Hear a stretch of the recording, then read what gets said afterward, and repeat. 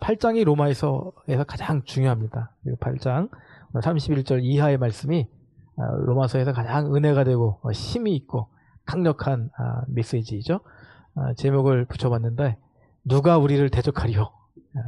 바울이 그렇게 이제 강하게 복음을 선포하면서 누구도 그리스도 예수 안에 있는 자를 대적할 수 없다, 이렇게 말씀을 전하고 있습니다. 우리 31절 말씀 먼저 같이 합독으로 읽겠습니다. 8장 31절입니다. 시작. 그런즉 이 일에 대하여 우리가 무슨 말하리요? 만일 하나님이 우리를 위하시면 우리가 우리를 대적하리요. 뒤에 말씀 잘 아시죠? 하나님이 우리를 위하시면 누가 우리를 대적하리요. 참 좋은 말씀입니다. 이 말씀보다 사실 더 중요한 말씀이 그 앞부분이에요. 이 일에 대하여 우리가 무슨 말을 할 수 있겠느냐 하는 거거든요. 이 일이 뭐냐면 예수 그리스도의 복음이죠. 그러니까 예수 그리스도 안에 사는 것. 그 7장 제일 뒤에 바울이 이런 말을 이제 그 8장 31절 바로 앞에 30절이죠. 이런 말을 하잖아요. 미리 정하신 그들을 또한 부르시고 부르신 그들을 또한 의롭다 하시고 의롭다 하신 이들을 또한 영화롭게 하셨다는 말씀이거든요. 세 가지 단어가 나와요. 하나님이 우리를 부르셨다. 그리고 의롭게 하셨다. 그리고 영화롭게 하셨다. 이게 다 예수님과 연관된 일이죠. 부르심, 유대인들은 부르심을 받았습니다. 아브라함의 후손이니까. 그런데 바울도 부르심을 받았지만 의롭다 하심을 얻을 수가 없었습니다. 부르심을 받았지만 율법 안에서 의롭다 하심을 얻으려 했어요. 뭐 금식도 하고 또 선행도 하고 율법의 수백 가지 구절들을, 율법의 규정들을 다 암송하고 그걸 지키려고 애쓰고 그것이 의로운 길을 가는 길이라고 믿었던 거죠. 근데 그리고 상당 부분 바리새인이었으니까 바울은 의롭다고 생각을 했어요. 그런데 예수 그리스도를 만나고 나니까요, 그리스도가 내 안에 계시고 내가 그리스도 안에 있다 보니까 율법을 통해서 얻었던 의는 의가 아닌 거예요. 그 의에 대한 흉내지 진정한 의가 아닌 거예요. 내가 100가지 규례가 있으면 100가지 중에 내가 한 3, 4가지는 지킬 수 있지만 나머지는 지키지 못하는 거예요, 사실은. 정반대일 수도 있죠. 뭐 100가지 중에 900가지는 지켜요. 근데 100가지는 못 지켜요. 이 못 지킨 게 너무 크잖아요. 의롭지 않잖아요. 의라는 건 완전한 거잖아요. 의라는 건 퓨어하고 순결한 거잖아요. 어떻게 순결할 수가 있겠어요? 예수님을 만나기 전에는 10가지 중에 3가지만 지켜도 기쁘고 뭐 7가지만 지켜도 기뻐요. 대단한 거죠? 의로운 거죠? 근데 예수님을 만난 후에 예수님이 주신 그 의와 율법을 지키면서 얻었던 의를 비교해 보니까 그 율법을 지키려 했을 때 경험한 의는 의가 아닌 거예요. 여전히 불의한 거예요. 근데 그리스도 안에 있으니까 나를 부르셨는데 부르실 뿐만 아니라 그리스도 안에서 의롭다 여겨주신 거예요. 여러분, 저와 여러분이 예수 그리스도 안에서 의롭다 하심을 얻었다는 것, 이거 정말 양보할 수 없는 복음의 진리인 줄 믿습니다. 근데 그 의롭다 하신 것뿐만 아니라 의롭다 하신 우리를 또 영화롭게 하셨다는 거예요. 영화롭게. 이 영화롭게 하셨다는 건 어떤 의미인가요? 예수 그리스도가 내 안에 계셔서 내가 그리스도의 은혜를 통해서 의로움을 얻었을 뿐만 아니라 그리스도가 하나님의 아들이신 것처럼 그리스도 안에서 우리가 하나님의 자녀가 되었다는 거예요. 율법에 의하면 형벌을 받아서 마땅히 징계를 받고 우리식의 표현이라면 지옥 가기에 마땅할 마귀의 자식들인데 하나님께서 우리를 그리스도 안에서 의롭다 하시고 의롭다 하셨을 뿐만 아니라 우리를 영화롭게 하셨다는 거예요. 예수님처럼 만드셨다는 거예요. 우리를 예수님처럼 그렇게 인정해 주신다는 거죠. 제가 이렇게 묵상하니까 어느 제 제자가 올렸습니다. 댓글을. 교수님, 의롭다 하시는 것까지는 이해가 되는데 영화롭게 하셨다, 그건 좀 받아들이기가 어렵지 않을까요? 하면서도 하나님의 말씀이니까 받아들이겠습니다. 저도 받아들일 수 없어요. 저도. 어떻게 우리가 의로울 수 있고 영화로울 수 있겠냐고요. 그런데 바울은 성령의 감동하심에 따라 예수를 만난 후에 담대하게 선포하는 거예요. 부르셨고 그리스도 안에서 의롭게 하셨고 우리를 뿐만 아니라 영화롭게 하셨다. 이게 미래형이 아니라요, 과거형이에요. 그렇게 이미 하셨다는 거예요. 그러니까 저와 여러분은 미래에 의로워지고 미래에 영화로운 하나님의 자녀가 아니라 이미 그렇게 하셨어요. 이미 얻은 거예요. 이미 31절에 그것이 이 일이에요. 이 일에 대하여 나 바울이 그리스도 안에서 의로워지고 그리스도 안에서 예수님의 그 영화로움을 덧입게 되었는데, 그 영화로운 자가 되었는데, 이 일에 대해서 누가 우리에게 할 말이 있겠느냐? 또 우리가 거기에 대해서 무슨 말을 할 수 있겠느냐? 내가 원해서 된 것이 아니라 하나님께서 그렇게 의롭게 해주시고 하나님께 그렇게 영화롭게 만들어 주셨는데 우리가 거기에 대해서 무슨 말을 할 수 있겠느냐? 예를 들면 유대인들이 바울에게 아니 당신이 의롭고 영화롭다고? 당신 어떻게 그렇게 말할 수 있어? 바울이 대답하는 거예요. 이 일에 대하여 내가 무슨 말을 하겠느냐? 무슨 말을? 그리고 그 다음 말이 이어지는 거예요. 만일 하나님을 위하신다면 누가 우리를 대적하겠느냐? 여기서 대적한다는 것은 뒤에 나오지만 교리적으로 고발하고 교리적으로 고발하는 거죠. 이단이잖아요. 율법주의자들 입장에서 보면 예수를 믿고 죄사함 받고 하나님의 자녀가 되었고 영광스럽게 되었다? 그거는 바리새인들 입장에서 보면 이단인 거예요. 누가 우리를 대적하겠느냐? 사랑하는 성도 여러분, 우리 여러분, 오늘 이 복음의 진리에 대해서 우리가 강한 확신이 있어야 됩니다. 그것이 우리에게 너무 중요한 거예요. 거기에 대해서 타협이 있을 수가 없어요. 바울이 여기서 강하게 호소하는 겁니다. 누가 그리스도 안에 있는 우리를, 뒤에 나오지만 정죄하겠느냐? 고발하겠느냐? 그런 의미에서 누가 우리를 대적하겠느냐? 율법주의자들이? 혹은 정치인들이? 혹은 세상의 철학자들이? 뭐 문학자들이? 아니, 누가 우리를 대적하겠느냐? 누가? 대적할 자가 누구냐? 하나님이 그리스도 안에서 우리를 영화롭게 하셨는데, 의롭게 하셨는데 누가 우리를 대적하겠느냐? 우리 이 말씀을 어떻게 많이 이해하냐면요, 내가 하나님의 자녀인데 우리 시어머니가 어떻게 나를 대적할까? 뭐 시작해갖고 내 이웃이, 내 친구들이 나를 어떻게 대적할까? 자꾸만 개인적인 그 보호 차원에서 하나님 우리를 보호해 주신다 이렇게 이해하잖아요. 근데 사실은 이제 바울 입장에서 돌아가면 상당히 교리적인 문제예요. 진리의 문제예요.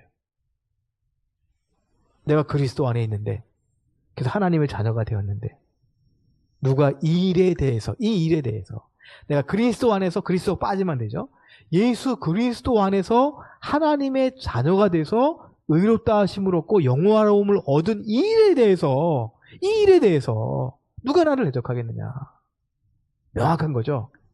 오늘 우리 그리스도인들의 문제는 뭐냐면 너무 복음의 깊이를 모르고 그냥 일반 종교에서 자기들의 신을 의지해서 방패를 삼듯이 그냥 하나님을, 예수님을 나의 방패로 삼는 거예요.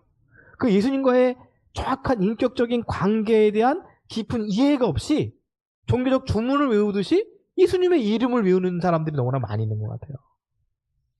그래서 누가 우리를 대적하려, 이 말이 참 우리 은혜가 되는 말이지만 정확하게 이 말을 이해하려면 이 일에 대하여, 그래서 예수 안에서 우리가 하나님의 자녀가 된 이 영광에 대해서 누가 우리를 대적하겠느냐, 이렇게 이해하는 것이 마땅하다 말씀을 드리고 싶어요. 그 다음 절 32절 같이 또 읽어보겠습니다. 시작. 자기의 아들을 아끼지 아니하시고 우리 모든 사람을 위하여 내어주시니가 어찌 그 아들과 함께 모든 것을 우리에게 주시지 아니하겠느냐. 이것도 뒤에 부분이 너무 은혜가 되죠? 예수님과 함께 모든 것을 우리에게 주시지 않겠느냐. 그러니까 이제 또 이것도 이제 좀 너무 긍정적으로 보면 건강도 주시고, 뭐 물질의 축복도 주시고, 또 자녀도 잘 되게 해주시고, 모든 걸 다 선물로 주시지 않겠느냐. 여기에 이제 또 우리 포커스가 많이 맞춰져 있잖아요. 이것도 정확하게 이해하려면 그 앞에 부분을 더 깊이 생각할 필요가 있어요. 이 일이 어떤 일이냐면 하나님께서 자기 아들 예수님을 아끼지 아니하고 우리 모든 사람을 위해서 내어주셨다는 거예요. 그래서 바울이 의로워진 겁니다. 그래서 바울이 그리스도 안에 있다 보니까 영화롭게 된 거예요. 여러분 생각해 보세요. 우리를 하나님께서 예수 그리스도 안에서 우리의 죄를 사하여 주셨을 뿐만 아니라 우리를 영화롭게 해주셔서 예수님처럼 우리를 높여주신 거예요.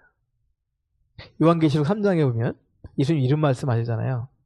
아버지가 자기 보좌에 나를 앉게 하신 것처럼 내가 내 보좌에 너희가 앉게 하리라. 그 말씀이거든요. 그러니까 예수님 안에 있다는 건 뭐냐면 예수님과 하나님이 하나이듯이 예수님과 우리가 하나가 돼서 하나님과 예수님과 우리가 하나가 된다는 거거든요. 이것이 영화롭지 않은, 이걸 영화롭다는 말로 이제 바울은 표현하고 있는 거예요.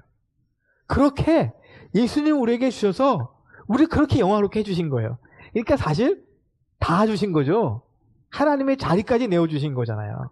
하나님의 영광으로 우리를, 보통 영광이 아니라 하나님의 영광으로 우리를 영화롭게 해주신 거예요. 그러니까 사실 그 아들과 함께 모든 것을 우리에게 주시지 아니하겠느냐? 이것은 우리가 생각했던 것처럼 물질의 축복이나 건강의 축복이나 이런 부분이 아니라 그리스도 안에서 얻어진 그 영화로움, 사실 그것이 그 모든 것일 수 있어요.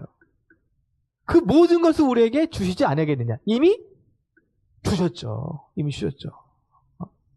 저 여러분 다 겉으로 보면 다 별 일 없는 사람처럼 보이고요. 사실 우리 육체라는 것도 이 옷이라는 것도 다 태워 없어질 것이고, 태워 없어져야 되는 것이고, 육체라는 것도 썩어 없어질 것이고.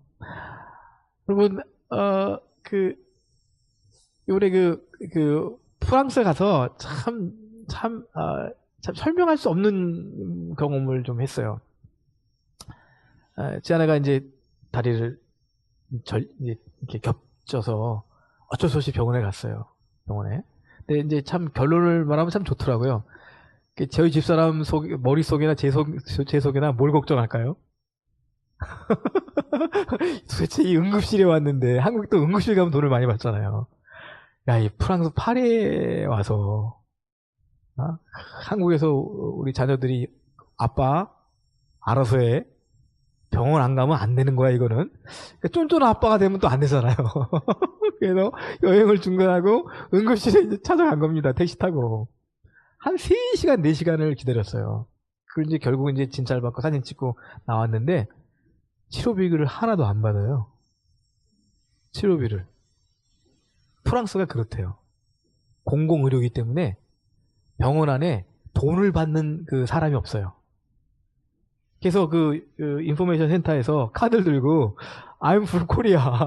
내가 이거 돈을 나한테 비를 보낼 데도 없다. 여권을 보여주면서 돈을 받아라 했더니 그렇지 않대요. 돈을 받을 수가 없대요.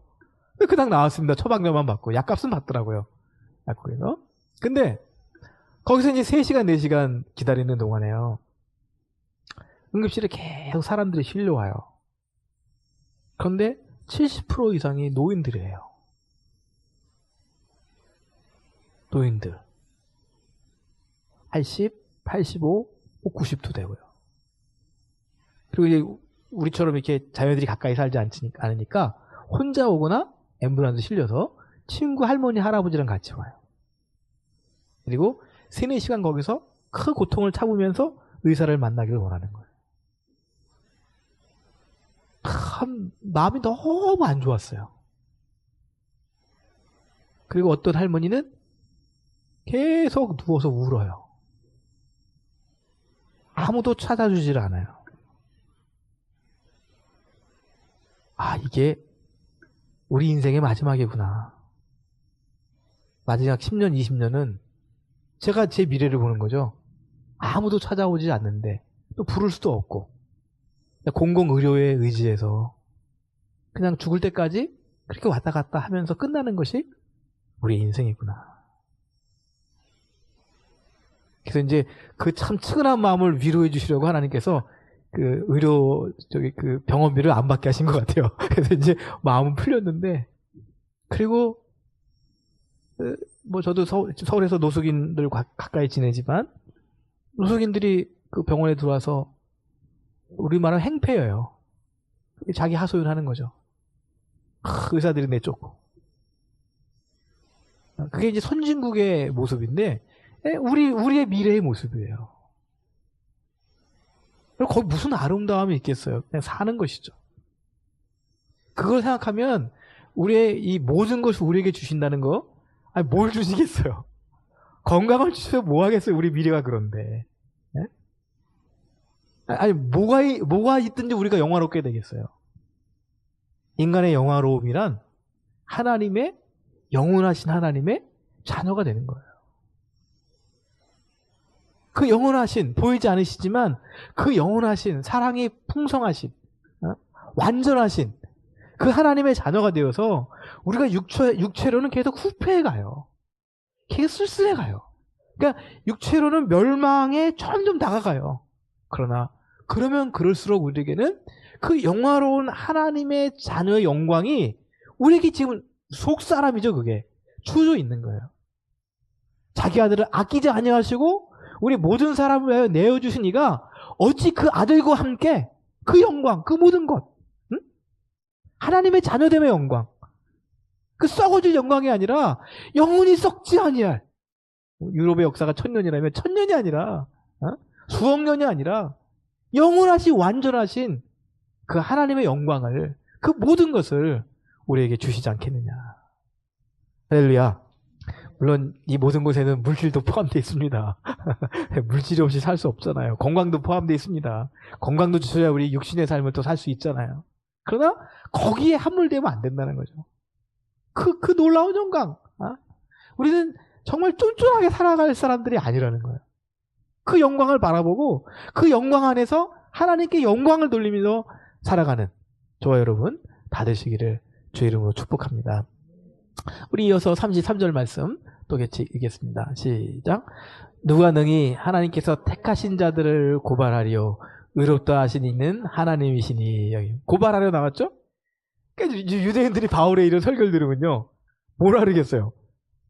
이 멍청한 당신 돌았네. 무슨 얘기하는 거야? 율법을 지켜야지. 금식을 해야지. 예를 들면요 11조를 해야지. 옷을 좀 정결하게 입어야지. 뭐 그런 우리 자꾸만 종교적인 얘기를 많이 하잖아요. 그 바울한테도 무슨 말도 안 되는 얘기를 하는 거야. 의롭다 하시고 영화롭게 하시고 뭐 하나님의 자녀가 되었다고? 세상에 당신 이단이다. 근데 누가 하나님께서 택하신 나를 고발하겠냐 이거예요. 제가 지금 전하는 이 복음이 혹시 누가 듣기에 이상하다 여긴다면 저도 동일하게 말할 수 있어요.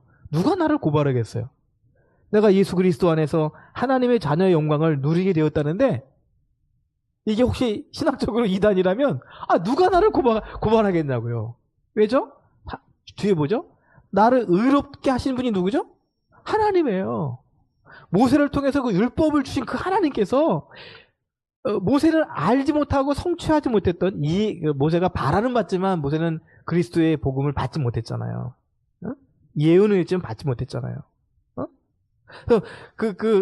모세도 경험하지 못한 그 의롭다 하심을 내가 얻었는데 하나님께서 나를 예수 그리스도 안에서 의롭다 하셨는데 누가 나를 고발하겠냐는 거야. 누가 나를 고발하겠냐는 거야.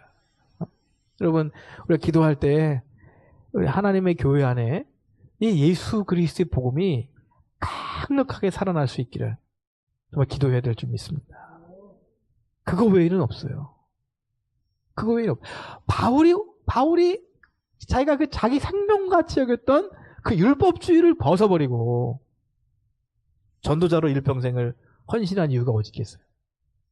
예수 그리스도 안에 그 복음 안에 그 놀라운 영광이 있기 때문에, 그 영광을 이미 경험했기 때문에, 그리고 그 영광이 영원한 영광이기 때문에, 놓칠 수 없는 영광이기 때문에 자기가 이단의 괴수로, 자기가 원래 예수님을 믿는 사람들을 이단의 괴수라고 말했잖아요.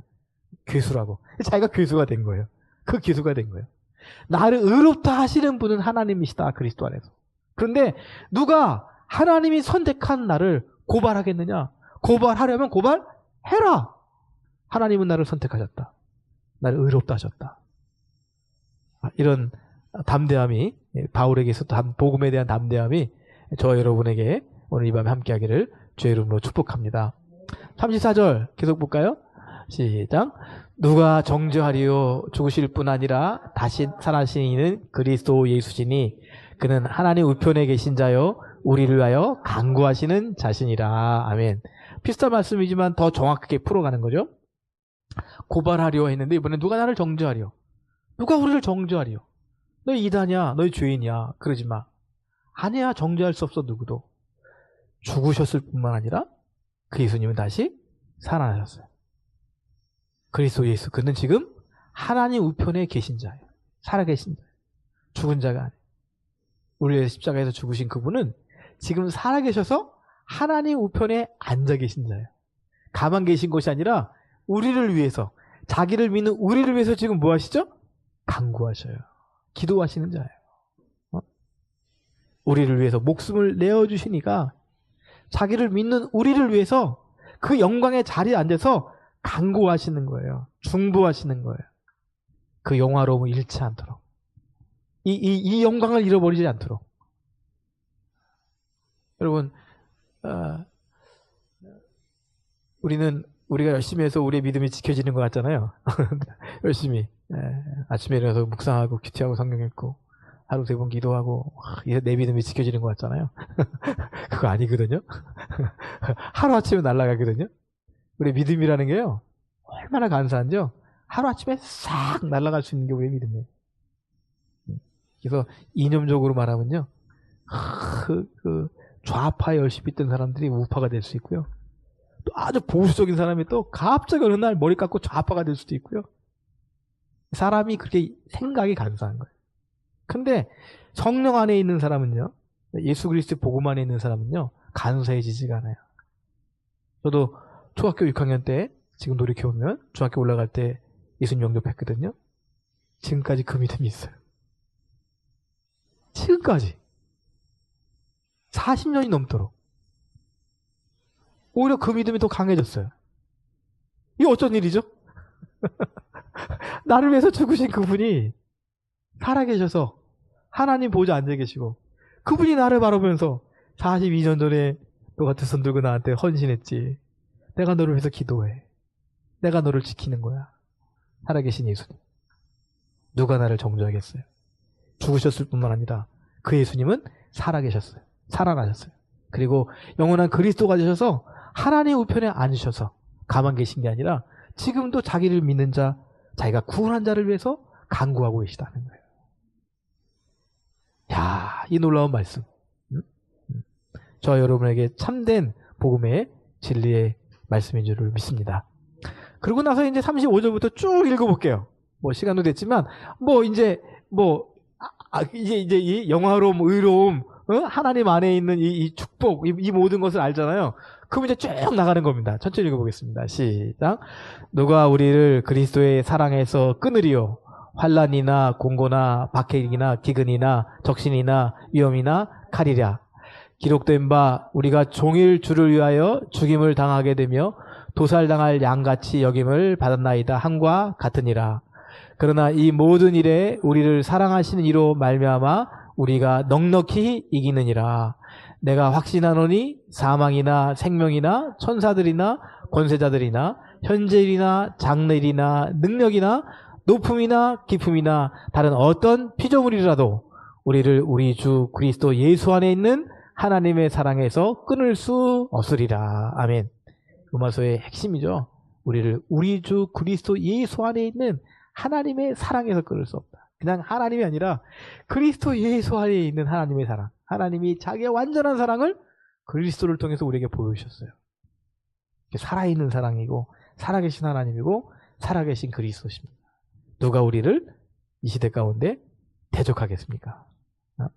이 말씀 오늘 사모하면서 더 담대하게 정말 의롭다 하심 얻었고 영화롭다 하심 얻은 우리 앞에 누구도 우리를 가로막을 수 없고 누구도 우리를 정죄할 수 없다는 사실을 확인하면서 승리하시는 저와 여러분 되시기를 주의 이름으로 축복합니다.